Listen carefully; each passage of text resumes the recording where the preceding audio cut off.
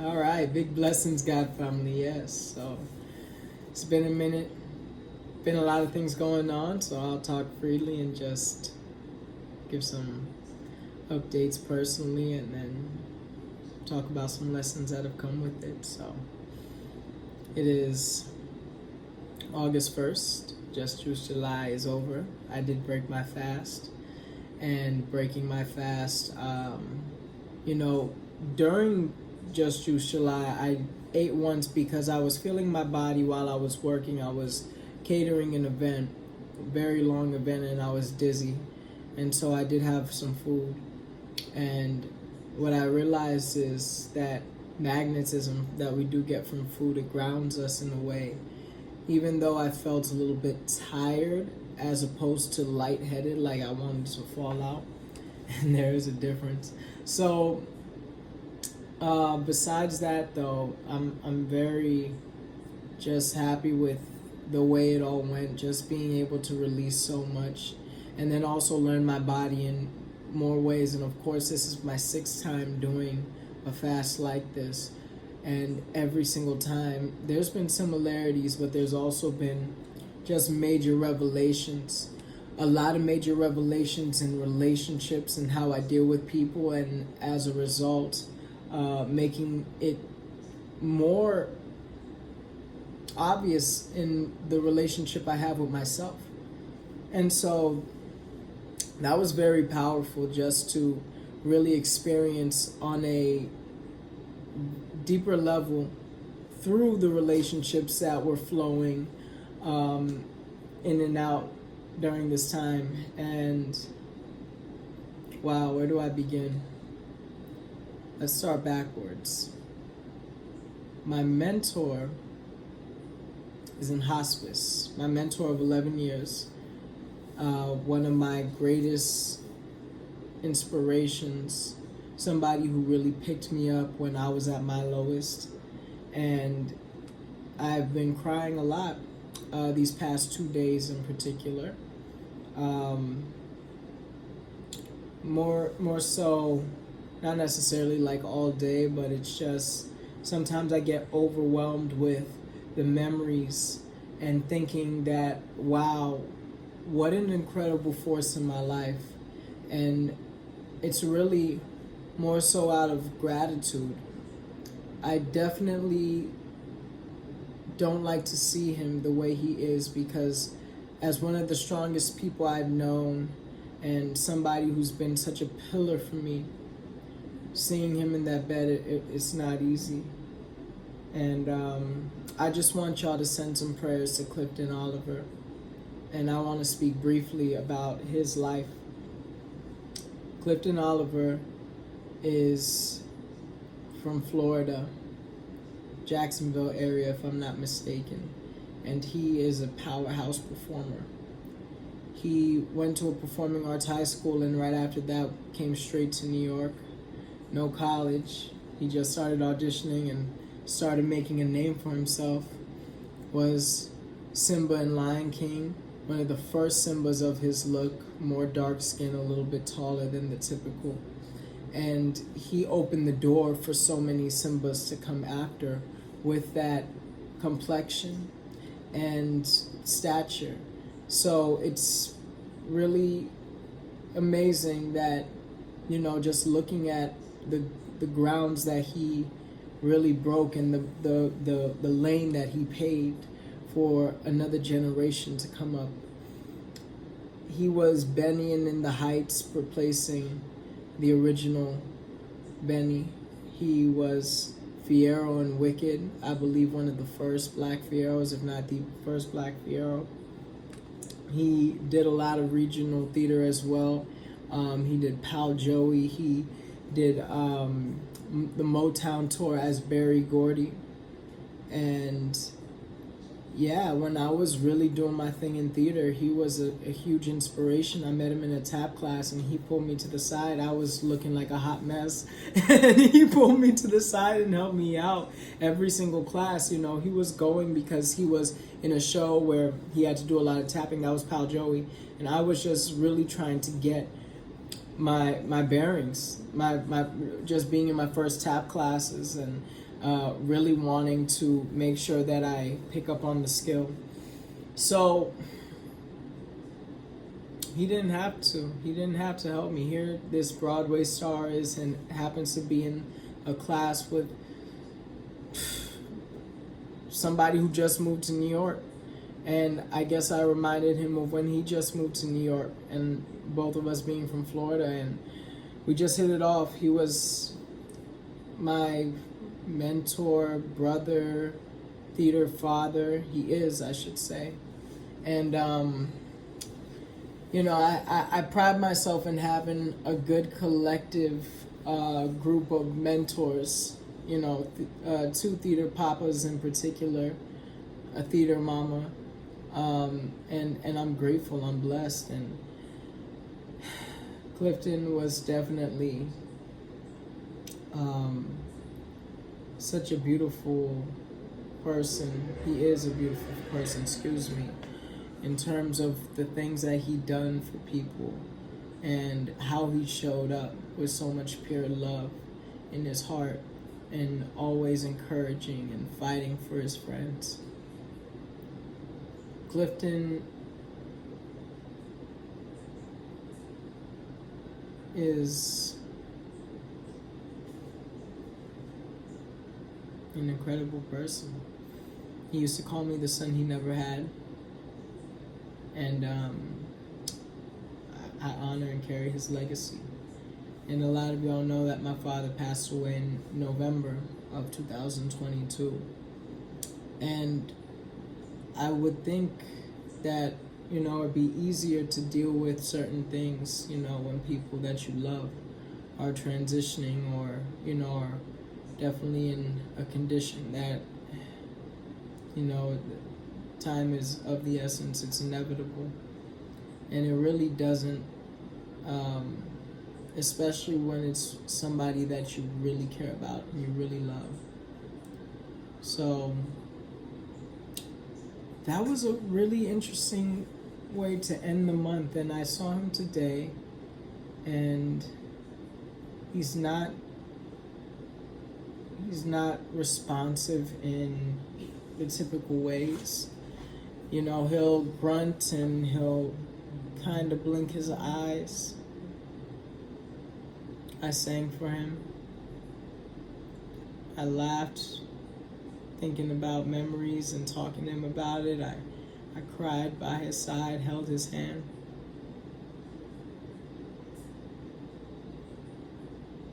Yeah, it's definitely something that was not easy. So, Just Juice July. That is how it was ending, and I just want to be transparent about some other things that were happening, because the juxtaposition of that and then one of my other great mentors who no longer wants to deal with me, and that's fair and that's okay, right? I'll always love him. And really we just got into a disagreement about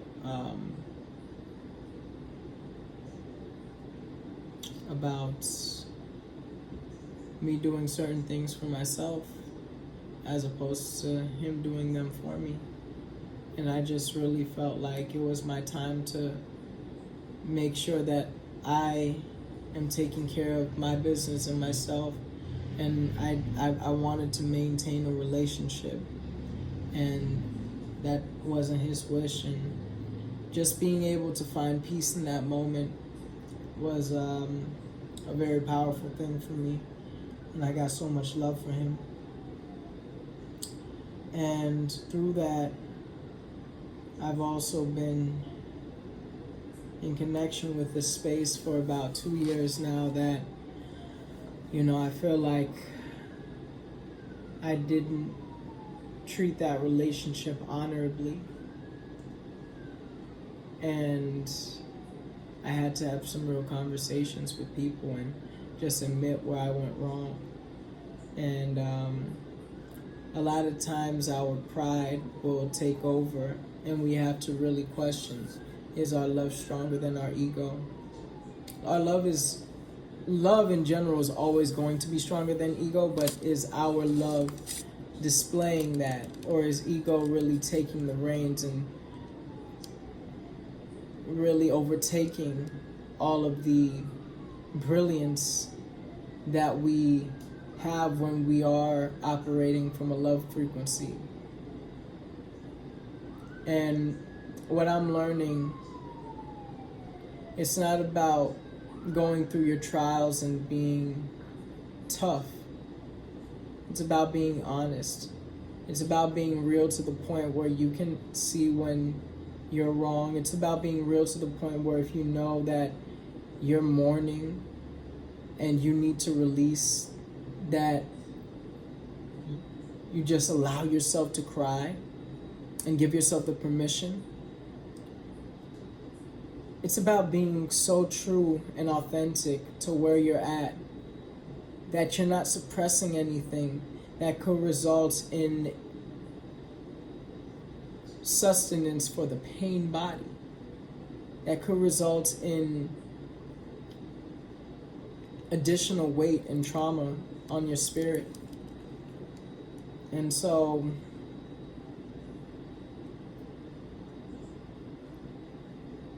yeah, the revelations have been really deep recently, and this month in general.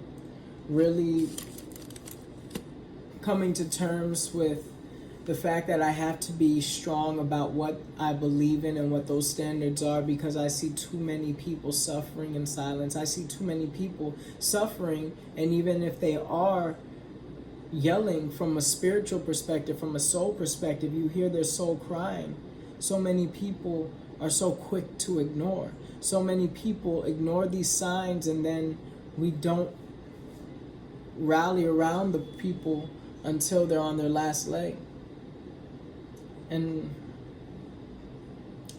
it's just really hit me in so many different ways, where we truly got to return back to self-love in a way that we are celebrating the things that really promote life and longevity, as opposed to death and destruction. So when I talk to my brothers and sisters, my God family, about the over-intoxication, the hypersexualization, the lust for money, it's not that I want to demean anybody.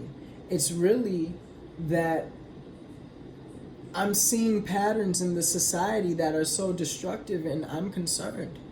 And I feel deep in my spirit that these are things that I'm saying because I truly want to help.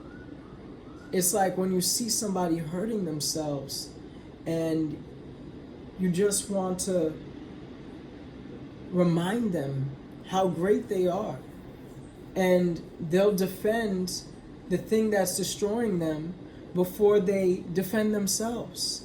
And that's really where I'm at with it.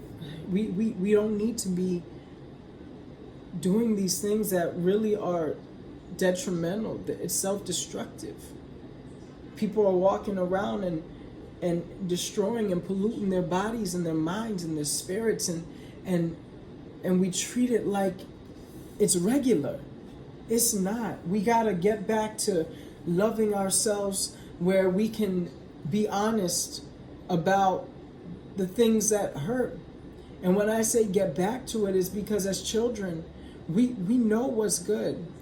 Not to say like all the time and about every single thing, but we will be so truthful and transparent when something is not right, especially as it pertains to ourselves. I don't like this, that don't look good, whatever. Whenever I'm teaching children, and I tell them, I'm asking them about whether it be people who are on the streets doing drugs, or people who are abusing each other, or the hypersexual, like they're smart enough to register that these things aren't right, that they are self-destructive. So what happens as we're growing from child to adult? What is that transition where we begin to accept the nonsense? And I think it's this idea that we have to start branding and marketing ourselves in a way that appeases this society. We tried to create this identity that goes along with the peer pressure that was pushed upon us. So I think it's a big issue even in business where we try to create a brand, especially as we're going in as entrepreneurs, as opposed to understanding that we are the brand, that you don't have to change or mold or shift who you are to appease other people, because then you're not operating in your truth. You're operating unnaturally. Your brand is a natural thing. It's just about being able to highlight those things that are really going to represent you to your fullest. In a sense of like, all right, well, these are the principles that I stand for. Like Roots God of Ageless Living. It's all about longevity and increasing the abundance in our lives, increasing the happiness and joy around us that will result in more health. And in order to increase this abundance, in order to increase this joy, we need to live more godly. We need to love each other more. We need to work out, exercise the body, and do it not just in a physical way, but in a spiritual way, connecting to the divine. We need to eat God food. We need to not overindulge in the worldly things, right? We need to be able to sustain ourselves from a heavenly perspective, from a heavenly standpoint. Love is stronger than the ego. Love is stronger than the ego. And we get caught up in this egoic mind that takes us out of what the Most High has intended us to be. So there's been a lot of things that I've been really, really going through in terms of just different concepts this month, and going back to the relationship aspect, right? I realized in my past relationships, my non-plutonic relationships, where I'm engaged with a goddess, a female, right? I realized that in all of these relationships, I've grown in such extraordinary ways because I look back and I see my flaws and my faults and the ways that I wasn't showing up and the ways that Melmath said, yo, okay, as a God man, as somebody on this planet who really wants to embody godliness and wants to continue and further their enlightenment, you have to realize it's so essential to treat people well. And if you can't do that in a relationship, then you have to really look at yourself and say, what are you going through? What's going on? And my father was always on the vibes of people will never forget how you make them feel. And I'm just learning how to treat people better by celebrating them, by celebrating me. I like to say celebration is elevation. When we're really celebrating, when we're really having fun and joyous and enriching activities, I think that's what life is about. That's when we start to elevate. A lot of people look at celebrations like going out and partying and who are going to twerk contests and let's smoke and drink excessively and let's gamble or whatever the case may be. But how about we pray together? How about we meditate and do yoga together? How about we fast together? Celebration is elevation. How about we travel, go somewhere we never been? Just take our shoes off and ground in this sand in the beach. Let's ground in the grass. You feel me? Let's celebrate our godliness more than our worldliness. I think we'll see the planet harmonizing with us in joy and happiness when we start to harmonize with each other in joy and happiness. The last thing I want to end on is that doing this for me is a challenge. Just Juice July, Just Juice January, it's a challenge. Not everything is going to be squeaky clean and 100% for myself nor anyone involved. But what I want to say is that the testimony comes with tests.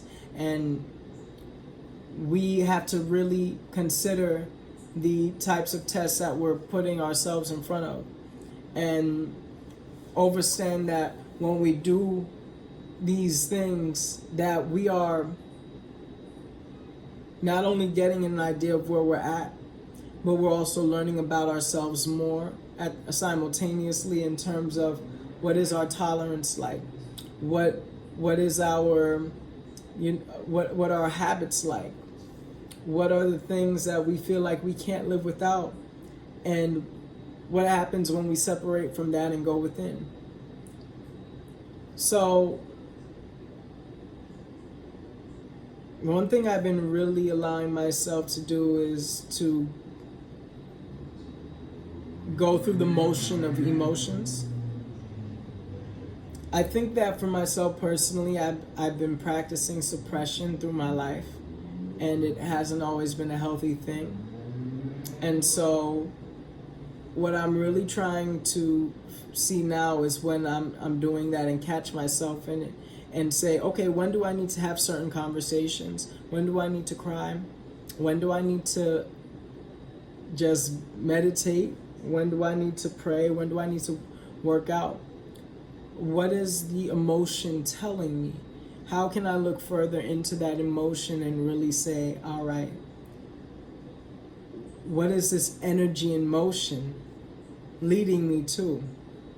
Emotion is powerful, and sometimes we pass it off like it's a weak thing, and it's not a weak thing. It's I feel like our humanity and our divinity really intertwine, and they start to do this harmonious dance as we experience this thing called life on planet Earth, which, you know, in the word, you have so many words in earth. If you take the H, you switch it to the front, that's heart.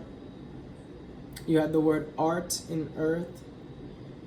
There's so much that we are here to do, to express, to explore, to enjoy, to experience. So I'm glad to be here with y'all. Look, I can extend this video for a minute, but I think I'm complete for now, and I love y'all so much. And for those of you who have been watching from the beginning of July, I give thanks. These videos will be here, so, you know, go check them out if this is your first one. I hope y'all learned something, and if not, you know, maybe just like looking at me, that's cool too. But, you know, like, I just want to celebrate life as much as possible and leave somewhat of a legacy for my youths coming up, whether it be my brothers, my niece, my nephews, whether it be even people that are older than me, my mentors, my family, everyone. I just, you know, this has been a way for me to share teachings that, you know, it's not coming from me, it's coming through me, through my experiences. And so yeah, please engage, because I'm sure that there's something that you can comment on or show me and tell me. Some people come to me in real life talking about certain things, but, you know, I would like to start like a little comment chat type of vibe too. But anyway, God, family, bless up. Love you so much. In order to fly in love, we must stay rooted to our divinity. So, love you. Stay rooted. Bless.